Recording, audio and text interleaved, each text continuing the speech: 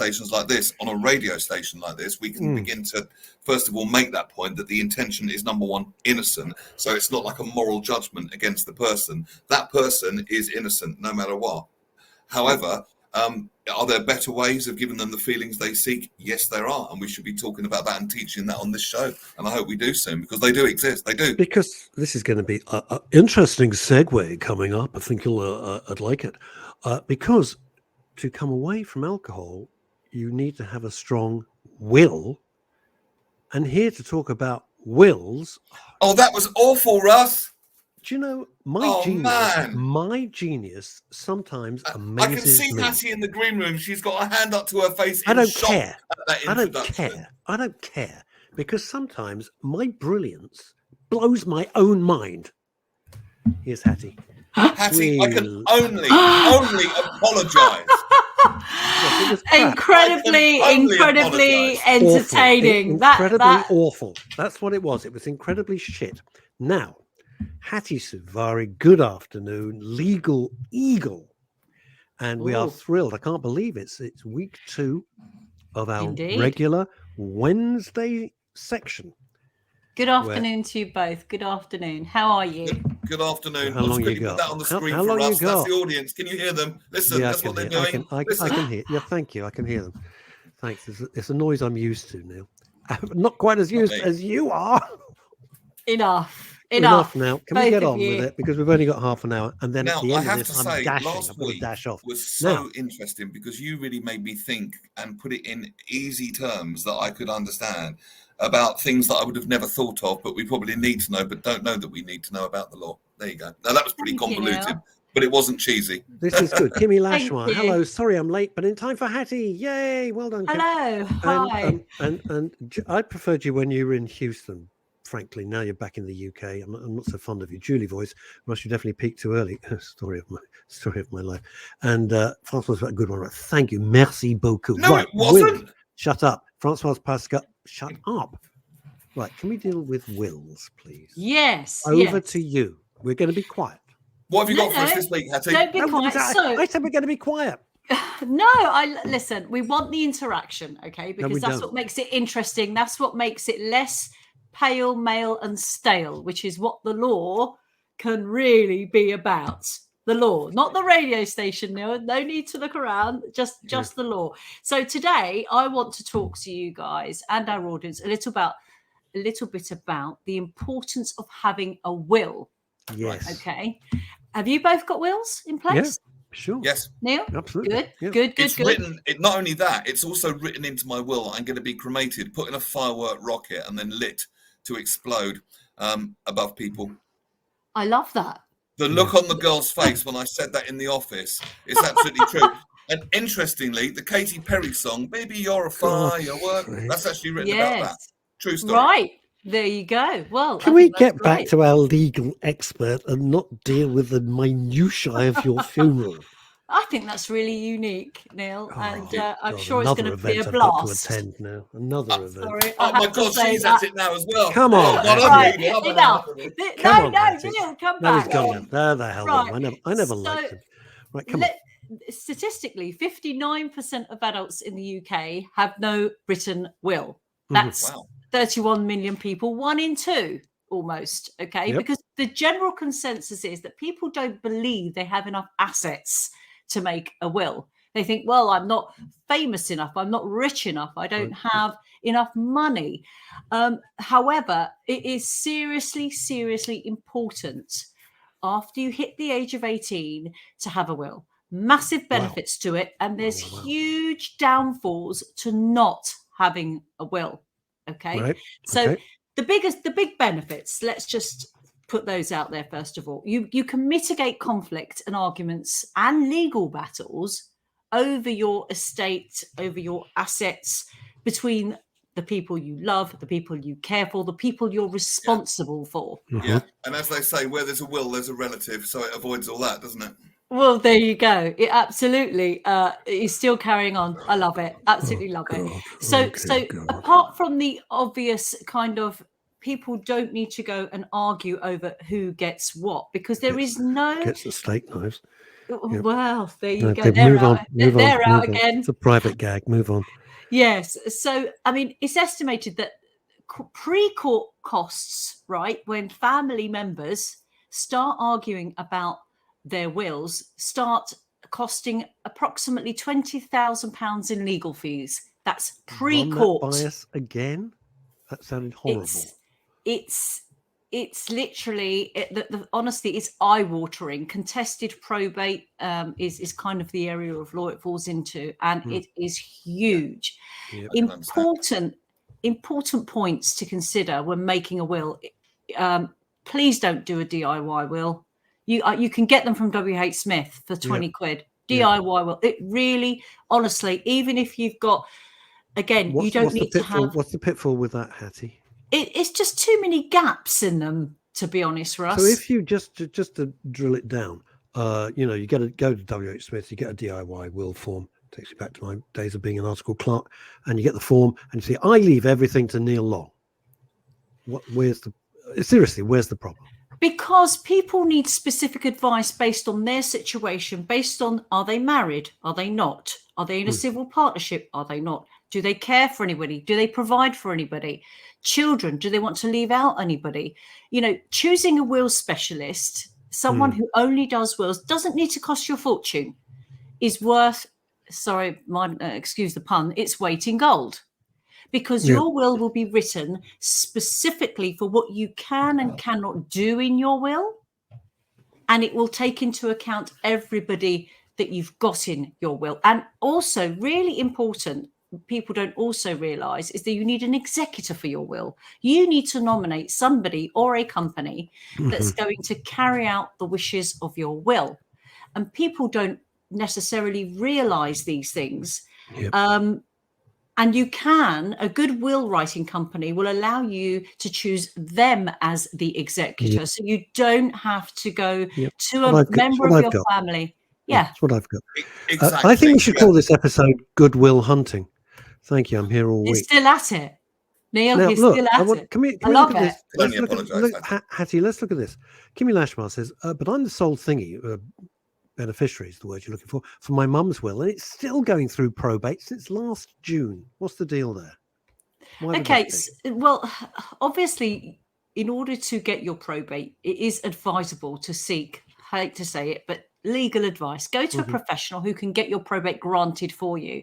Some things, it just depends on what's in the pot, because you do need to get certain, it's a process, right? So every institution that holds money, where every asset is based, you need to go through that process for the probate office to say, we will now grant you your probate in order to go and execute the wills the will. do turn, but they turn very slowly, and that's even when it's being done properly, because I had a similar situation like that. My parents made a will, I made a will, and I must admit, when I made a will, I didn't know the things you were telling me today. I was only in my 20s, 30s, and I really didn't think of the importance. But it is important. It's very important. I was too busy out. Mine was done properly, and it was still bloody difficult. And also, going through complicated legal things when you're grieving and having a difficult time, I always call it, from a mental health point of view, a learning curve at the time you need it the least. And when I went through that a couple of years ago, even though it was done properly on my parents' part, it was still bloody difficult for me. So what I've done is future planned for my daughter, so she doesn't have to go through that, and it makes it as financially and emotionally as easy for her as possible. It is a very good point. And I'm going to be putting a firework rocket. So I completely agree with everything you say. Preferably within the next 10 minutes. But what I was thinking, over New Malden, up he goes. Neil's making a very, very good point. Is this, and one of the big driving forces for me when I was introduced to Hattie and thought, yes, is this anything to do with a legal wrangle, a legal dispute, whether it's your fault, not your fault, doesn't matter, is mentally draining and a huge stress. It's a huge stress. Absolutely. So really, we're hoping that Hattie, with her excellent wisdom, can guide us through that and reduce some of the potential stress that you are facing. For example, last week, divorce, there was a lot of excellent points. But the thing is, if you get nothing else out of this half hour, you just say, I should write a will. The end. Go and sort it. Absolutely. And there's other really key things, Ross. And, knowledge is power. right? And the law, as you touched on it again so beautifully, it's not a happy buy.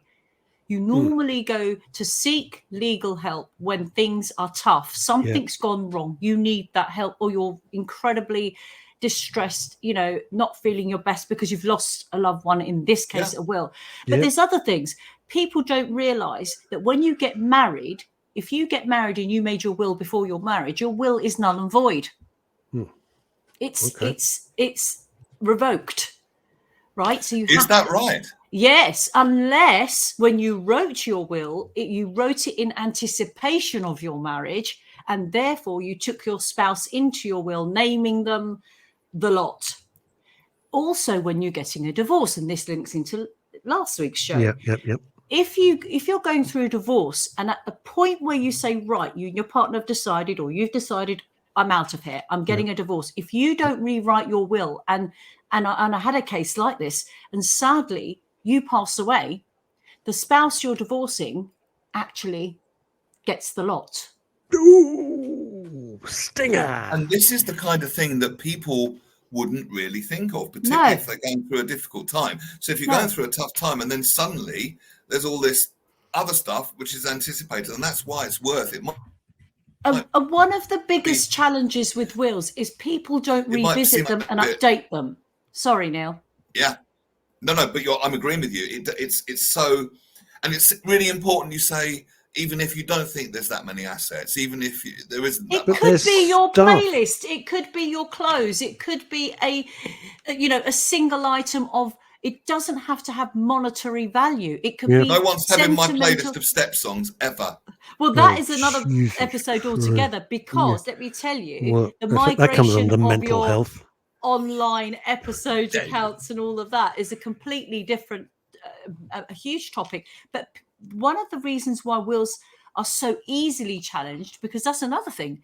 There's a myth that you can't challenge a will. Yeah. You can absolutely challenge a will. Under what ground? By the way, just to let you know the effect you're having over in New York, Elizabeth Green's just said, you jogged my mind. I wrote one long ago. I just read about the lawyer to unearth it so long ago. I had to Google him. So boom, she's on the case. Absolutely. Get on the case. You know what I think might be a good idea? So sorry to interrupt. I can promise I'll be quiet. Is I'm going to go back over the last episode you were on and this one and make some downloadable key points and keynotes from the shows. Because every little bullet point you've made is worth knowing. So I will get on to that. Again. Right, I'm going to zip it. Back to you, Hattie. No. All right, Hattie, two things I do want to ask you. One is I want to look at, in some detail, what are the grounds that you can challenge a will? Because I think that will greatly interest the audience. And I'd like to look, if we can, at things like power of attorney and how they can be either challenged or set aside, or how binding they are. Bearing in mind, we've got a few minutes. I'm going to try and keep this again. I like to do things in bullet points, so I hope that's working. Because then it just puts it out there. Off you go. Marie Presley, Lisa Presley, the mother recently, and I just did a TikTok video on it last night, challenged the daughter's will. The validity of the will is in question. Wow. So on what basis can you challenge a will? You can challenge a will because you can say the person to whom the will belongs to was not of sane mind when they wrote that will. Right. So Priscilla is challenging Lisa Marie's her daughter's. Yes, she's actually saying her argument is, I don't believe she made the changes to it that exist in it. So you could have a will. We could have written a will today, and we're of sound mind. Well, I hope we are. And then we sadly become very unwell. Yeah. And as we're on our, I don't like to say, on your deathbed, but if you're very, very unwell and then you think, no, I just want to change a few things. I don't want to leave what I'm doing to who I'm, how I'm leaving it. You then change it. I've changed my mind. You've changed my mind, but you're gravely ill. Yeah. After your death, a member of your family or somebody that you provided for that was left out of your will can say, she or he was not of sound mind when those changes were made. So the validity. I've got to ask this, though. So somebody who's not obviously a wife or husband, I'm not talking about that, or even a kid, but someone who thought they would be a beneficiary, could be a friend. Yes. It could be your partner that you were not married to. Because we are going to do a show on that, which is living together but not married. Mm. Right? We touched on it last week. We said no such thing as common law husband and wife. Yeah, but last week you said there wasn't such. It doesn't exist. Lawyers. So imagine, to put it in context for us, you live with someone, you could be living with them for 5 years or 25 years or plus. Mm-hmm. They are not in your will. Mm-hmm. You provided for them. You lived with them as partner. They were your partner. But they have no legal claim on your will. Well, because you provided for them and now that provision stops because you've passed away, if they've not been made provision for in your will, they can say, I was provided for by the deceased, and I'm no longer being provided for, so I will challenge the will and I want some of that estate. But that's if you're, I just want to dig. That's if two people are living together and one of the partnership is what, providing a roof over their head, or it doesn't necessarily mean it's a partner of yours. It could be anyone you're providing for. So, for example, it could be a cousin. Yeah, you're providing their shelter, their food, their income, their medical care. You're providing something substantial in their life so that when that stops, when you no longer can provide that medical care, maybe you're paying for medical care for somebody. It could be a cousin. It could be. All right, let's say it's a cousin. Is that cousin living? I just want to understand this. Is the cousin living under your roof? Don't have to be. Or how does this jibe with what you said last week? There's no such thing as common law husband and wife. So you could live with someone for 50 years and they have no. I'm very confused. You don't have the. You don't. And now suddenly there is a jurisdiction. Help me understand that. I don't see how those two fit together. So no such thing as common law husband and wife is saying you do not have the same rights as a married couple if you are not married. Period. Right. When it comes to wills and estates. If the deceased provided for somebody, and it could be your spouse that you're not married to, your partner that you're not married to, but then you cut them out of your will, they're not in your will to be provided for, they could argue that they need to have, because they were being provided for and that has stopped, perhaps it's the home, they want a percentage of the home, or they want all the home that you've left behind, that they should be provided for, and they can challenge your will on the basis that if they can prove that they were provided for by you, and the fact that you've passed away and you can no longer provide what you were providing them, that they are going to go without. How would they go about proving? Wow. How would they go about how do they prove that? The revelation. How would you prove that, though? Well, hold on. If, say, for example, and I'll give you a very typical example that we see. You're living with somebody, you're not married. They die. Their children come along who are in the will and say, this house belongs to us now. Thank you very much. Get out. Yep. And they say, well, hold on a moment. But I was being provided for by the deceased. And I had this roof over my head because it belonged to the deceased. It's not my home. It was, in their home. I need a home to live in now. And that estate. Right. Hold on. So the person, I'm living with someone. Right. They pass away. Right. Their children who are in the will then come and say, well, our house now, bugger off out. And I go, like you say, well, I was a dependent on that person, so I could then contest the will. Right. Correct. You can contest the will. And Hattie, how long would you have to have I mean, presumably not like 3 months, 6 months or something. I mean, they're just going to say get lost. Or are they? Well, I mean, look, I don't think 3 months or 6 months going to cut it in the court. And if I could predict what a judge can say, then I'd be a genius. But I think you would be. The fact, there's a fact, again, statistically, 60% of people that challenge wills, 60%, it's quite a high percentage, succeed in their challenge. That's in the UK. Wow. It's a high number. Yeah, it's a big number. So the myths are, again, I mean, this certainly exists as a myth in my culture, that you automatically inherit your partner's assets. I'm talking about husband and wife here. Yeah. You don't automatically inherit all of their assets, no, because if the rules of intestacy kick in, i.e. there's no will, then you will only get a portion of those assets and the children of the marriage will get the rest. Again, if you're a child, right, your parent passes away, you've been left out of the will. you have a right to challenge that as the child to the deceased.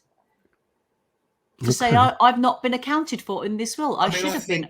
I think just on a personal opinion, if it's someone's well-being that's at stake, yes, absolutely. It's irrelevant. It's irrelevant. Of course, things get nasty. It's irrelevant. And people do it for irrelevant. Out of reasons of spite and all that. It's irrelevant. It doesn't matter. Really, it's not the real world. It's not the real world. No. Let me ask you this. It's not if there's sod all in assets and people start going, well, I want this and I want that. That's not going to be a cheap route to follow, is it? It's not going to be that cheap to start challenging. Well, statistically, as I mentioned earlier, people are spending around £20,000 in legal fees before going to court whilst trying to argue over a will.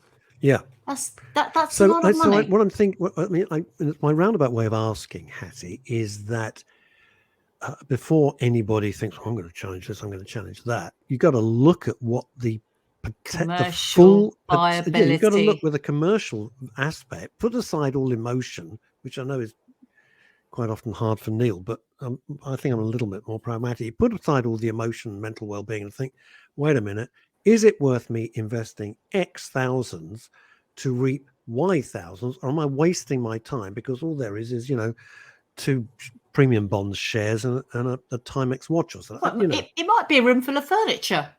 It might be memorabilia of the family. It might be sentimental assets that. Yeah. How can you put a value on that? You can't. Well, with any legal dispute, Russ, I think that people have to, and because they don't, and I see it, they have to sit down and think, what's the commercial viability of what I am going after? Am I going to spend £1,000 trying to get 500? Yeah. And I think that if and when you ever need to get legal assistance it becomes litigation, you should always ask the people that are helping you legally, what's the commercial viability of my case? What does it look like? Because it gets confusing if, first of all, when families fall out, it's a nightmare. So there's a lot of revenge and anger and all the rest of it. And it's very common, unfortunately. And it doesn't help. It doesn't help. We accept that. It's part of life. But you've touched on something very, very interesting, Hattie, as you always do. Some things you cannot put a value on. So let us say, I don't know, I'm making this up. There's family photos, which to Auntie Doreen means the world. You can't put a value on. They're valueless. They're absolutely valueless. And you've got to make a decision. Shall I give Auntie Doreen these family photos worth sod all, or shall I just stick my heel and say, no, she's not getting them. I don't like her. I've never liked her. She's not having them. And that is where a dispute can get expensive. Yes. When there's no commercial value attached to the actual item itself. Yes, indeed.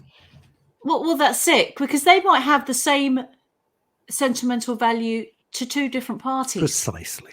There you go. That's what I was trying that's the question. And I think if you're going to consider, going up against litigation, saying, no, I'm not giving you the photos, or going after the litigation, saying, I'm going to try and get those photos, how deep are your pockets? Because anything legal and in the courts, bearing in mind the average lawyer rate is about £300 an hour plus VAT in London. I can go higher if you like. Oh, yeah. Higher or lower, dear? Yes, lower. It becomes... And a QC, what's the QC running at? KC now, Russ. King's Counsel now. Of course it is. My apologies, Your Royal Highness King Charles. And I'm glad that the next one's going to likely to be KC as well, because if I had to turn all the stationery back to QC... Bang. Well... Come on, Neil. Oh, give it up. I told you I'd try and make it light-hearted. A KC, King's Counsel. Wow, yes. I've never said that phrase. Wow. All my life. Wow. Casey, of course it is. They're about 800 now, aren't they? Something like that, 800. There is about 1,500, I think. Last time I looked a few years ago. So here's the thing. Before you think, I'm going to sue, have a think. Calm down. Have a chat with your friends. £1,500 an hour for a King's Counsel. That's for a King's Counsel, but you can get a barrister, you can get a junior barrister, anything from £250 to £500-600 an hour plus VAT. Solicitors, if they're going to be the in-between assistants, anything from £250 again to £400 an hour plus VAT. I'd say try and get a fixed fee quote for anything you're going to get done. In an ideal world, it would be what is the best of benefit for all. And I can understand why someone who's in a dependent relationship with you could and would contest that. And I can understand that. But equally, just take my case, I want to protect my daughter first and foremost. This person, as Michael Bublé says, I just haven't met you yet. I don't know who they are. And of course, I might do that as and when, and I would probably want to. And my daughter knows that. But right now, I want to protect her. So I need to make sure that I don't marry anyone. And what about if she gets married and divorced and then her inheritance gets split down the middle? I think that's another episode, isn't it? That's another show for us. Oh dear. That's another show. The only good thing about that. No, you've lost me. You've lost me. Say that again. So if your daughter got married, heaven forbid, and then got divorced, that inheritance would be split between the husband you now hate from your eternal resting place and your daughter, who probably isn't that keen on him either. Unless, and we will reveal all in another show. It's so unfair. How can you protect, or how can you? Well, the actual legal term is ring fencing. So it's not really. We're not going to talk about ring fencing. We're going to try and talk about protecting your inheritance in a divorce. I told you, divorce is a really big topic. Well, you can come back. You've got as much time as you want. Right. Talking of time, can we just very, very briefly touch upon? We may have to do a separate show on it. I don't know. A power of attorney, because that's becoming increasingly important as we have an aging population. Yes, power of attorneys. How can you challenge those if you need to? Again, it comes down to that principle that I mentioned earlier. With at the time the person agreed to give the power of attorney to the person they gave it to. I'm a power of attorney. Yeah. Were they of sound mind? As was I. Yes. Were they of sound mind? If it can be proven that the person that gave the power of attorney was not of sound mind when they agreed to do so, because there's two types of main power of attorneys. There's the financial and there's the medical. Yes. That's right. Right. Yep. So were they of sound mind when they gave that power of attorney? A power of attorney can be challenged on the grounds that the person giving it was not of sound mind at the time they agreed, or they were coerced into it. I remember, Hattie, when my mum did the power of attorney thing for me, and she was of sound mind when she did it. But the lady came round, and I was made to go out of the house, and the lady sat with her there one-on-one. So I couldn't influence, not that it was my intention to, for any bad reason. And she's like, "Are you sure? Do you understand what you're doing? It's a big thing. thing. Let me go through it again It's with a big you. deal. Are you sure you understand what you're doing?" It is a really, really really big stupid deal. question. I don't know. This question just popped into my mind, and it's the way my mind works. Forgive me. Supposing there's a power of attorney, and there are assets, and somehow those assets are being stripped. I don't know. I'm just making this up, so I'm thinking about it. Can you get those assets back, or they've gone into the? Well, they've gone. If you sell a gone, house, they've gone, right? If That's they've what I'm gone, thinking. they've gone. They've gone, right? If you need, I think, looking kind of beyond the question, if you need to sue somebody because they've been negligent with their position of power of being a power of attorney, so say they haven't done what's best for the person of whom they are looking after the assets of, you have to prove that they didn't mean well and they didn't do well. Again, that's litigation top to bottom, and that would be presumably crazy expensive and difficult to prove, I would have thought. I mean, unless somebody goes out and buys 2 Ferraris, well, I mean, power of attorney abuse is not uncommon, Russ, actually. And the most common form of it is where you've seen the person that's the power of attorney, which ends up being a carer for somebody, all of a sudden ends up buying a new car, going on lots of nice flashy holidays, ends up with expensive items that they haven't had, because all of a sudden they're abusing that position. Sure, they're helping using themselves, somebody else's money, somebody else's dosh. That's what they're doing. Indeed. Yes. But shall I quickly mention what we're going to talk about next week? Please do, because it'll be you told me, and I can't remember. Oh, excellent. I'm glad it was memorable on email. No, I said it was an excellent subject. I said, neighbours disputes. Neighbours disputes and your rights. It's a huge subject, neighbours. I've got Massive. A friend of mine who's a wonderful comedian, I can still say that, comedy actress, and for the last year, and it is driving, and Neil, this is right up your street, driving her to distract. It's affecting her mental health. There's been building work in some flat above for over a year, drilling 7 days a week. Oh my gosh. And it's making this poor woman seriously ill. So neighbour disputes, huge subject. Yeah. I mean, touch wood, I have to say, when I've lived here in this house, we've always had wonderful neighbours, and it makes such a difference. I'm really lucky in the road we live in. There's a kind of a community thing going on. It's a lovely so we're just all neighbourly. If someone, I'll take in a parcel for someone, all that neighbourly stuff, and we all kind of rub along really well. Do you ever give the parcel back, or just keep? Of course, Russ. Moving on. After I've put it in my scanner to see what's in it. But anyway, I joke about that bit. But there was when I lived with a girlfriend once, the neighbours up that road were the most bunch of bitter, twisted, evil old people ever met. And I was brought up to be kind to old people. But when I'm getting phone calls telling me that my girlfriend has AIDS, which wasn't true, my God. And when I'm getting my tyres slashed every morning and reporting her being a prostitute, which she wasn't. What area was this, Neil? Pardon? What area was this? New Malden. Yeah.